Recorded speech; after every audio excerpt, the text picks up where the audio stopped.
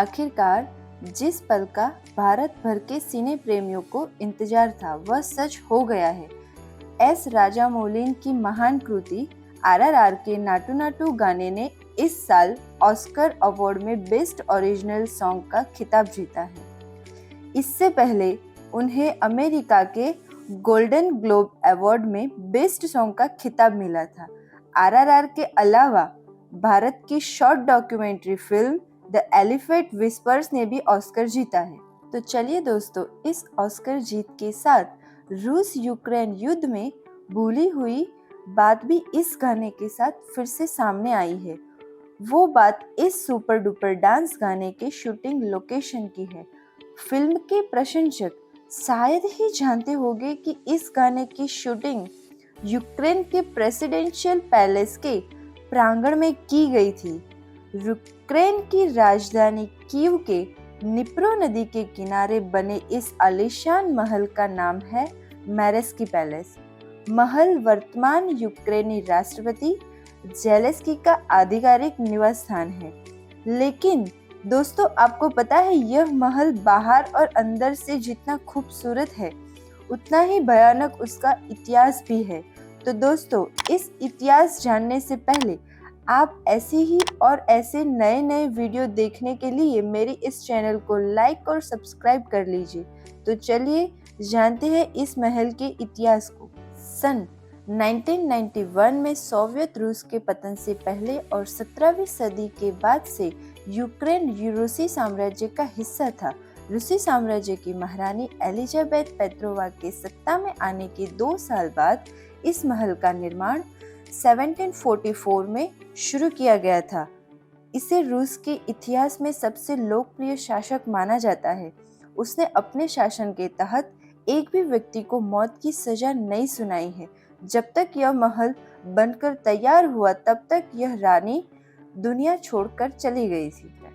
इस रानी की मौत के बाद से 19वीं सदी के शुरुआती सालों में आग लगने की रहस्यमय घटना बार बार होती रही।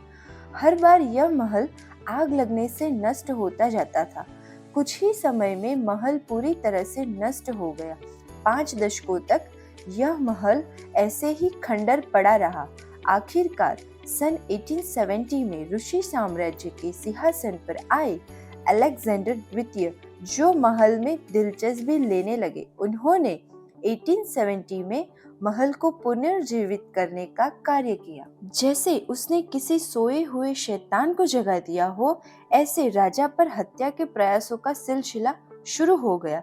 विद्रोहियों ने किसी भी कीमत पर इस राजा को मारने का फैसला किया। राजा के काफिले के ऊपर भी हमला हुआ और लगातार गोलियां चलाई गई और जिस ट्रेन में राजा मुसाफरी कर रहा था उस पर बमबारी की गई। 1880 में किंग पैलेस के राजा के कमरे के बाहर एक डायनामाइट हमला भी हुआ, लेकिन उस टाइम राजा बच गया। उस घटना के कुछ दिन बाद एक युवक ने राजा की बगी पर बम से हमला कर दिया। बगी पलट गई लेकिन राजा बच गया और राजा पर कुछ फेंका जो ठीक राजा के पैरों पर गिरा और फट गया। राजा पूरी तरह से घायल हो गया। राजा को पुनर्जीवित करने के प्रयास किए गए लेकिन सब व्यर्थ हुए और राजा की मौत हो गई। अलेक्जेंडर की हत्या से पहले वर्तमान कीव यूक्रेन में स्थित इस महल का नाम मैरेस्की पैलेस था। उसका नाम अलेक्जेंडर की पहली रानी मारिया के नाम पर रखा गया था। इस रानी की इच्छा के अनुसार महल के प्रांगण को 2 भागों में विभाजित एक उद्यान बनाया गया था, जिसमें हमारे आरआरआर के गीत नाटू नाटू को फिल्माया गया था। 8 बच्चों को जन्म देने वाली रानी मारिया की 55 साल की उम्र में टीबी से मौत हो गई। रूस के सेंट पीटर्सबर्ग में मैरेस्की थिएटर भी मारिया की याद में बनाया गया है। 1917 तक महल का उपयोग रूस के मॉस्को से कीव आने वाले शाही परिवार के सदस्यों के आधिकारिक निवास के रूप में किया जाता था। राष्ट्रपति के महल में होने पर यहाँ सर्कल में दिखाए गए पोल पर यूक्रेन का झंडा लहराया जाता है। स्वाभाविक रूप से आरआरआर के गाने के फिल्मांकन के दौरान झंडे को उतार दिया गया था। 1917 से 1920 की अवधि में रूस में गृह युद्ध छिड़ गया। उसके बाद बेल्शेविक क्रांति हुई। उस समय इस महल का उपयोग क्रांतिकारियों के सैन्य मुख्यालय के रूप में किया जाता था। एक स्कूल के रूप में भी इसे इस्तेमाल किया गया और बाद में एक संग्रहालय में परिवर्तित कर दिया गया।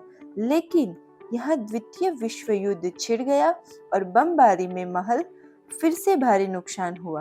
द्वितीय विश्व युद्ध के बाद इसे 1940 और 1980 के दशक में 2 बार पुनर्निर्मित किया गया था।